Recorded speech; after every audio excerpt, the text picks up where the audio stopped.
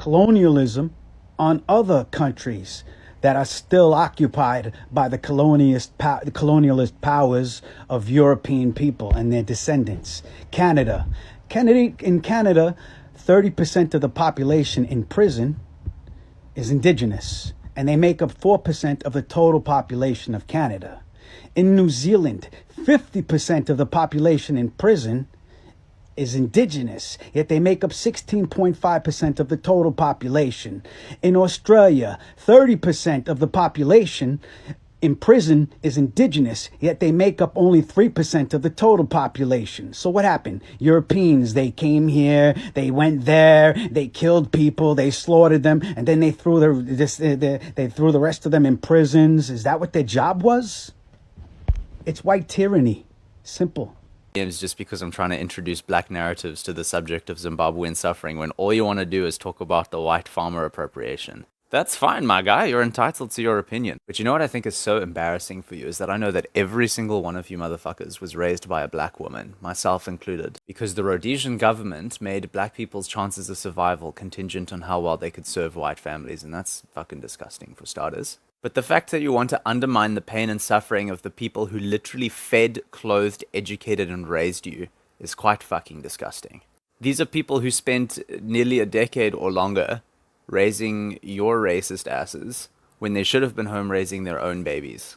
We're all byproducts of colonial misfortune at the expense of black people. No one's asking us to feel ashamed of that. We were all babies when it was going on, but we have the choice now as adults as to how we're going to portray those narratives. All I know is I was born confused.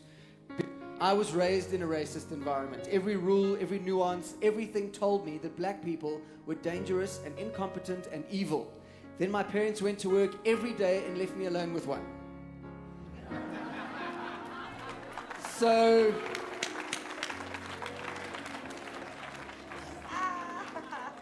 the problem is that it doesn't even make sense. If the old people didn't even believe what they were teaching us, how are we supposed to process that? So that's the first thing, I think. And then the other thing we must accept is that racism is something which is definite. It's real, it's there, it's an absolute, and it comes out in sneaky ways. So whenever a white person or someone else tells you, what do we need black people for? Here's what you need to thank a black person for.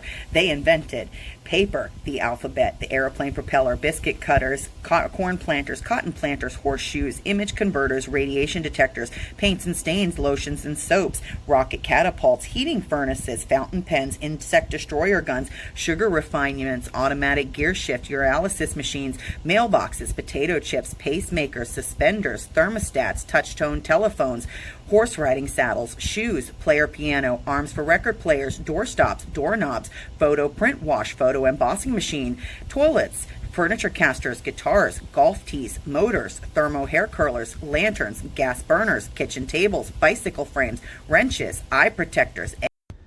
And the problem with multinational corporations is that they are owned and run by Europeans and descendants of Europeans in Europe and in countries colonized by Europe. That's where the base of operations tend to be. The CEOs, the rich are benefiting from this, right? The rich descendants of Europeans, white people. So how are they benefiting, and from whom are they benefiting? Well, they're benefiting mining operations, and they're benefiting from the textile industry, resources being mined, precious minerals and metals, petroleum, children as young as 5 being fucking abused as slave labor and sweatshop workers.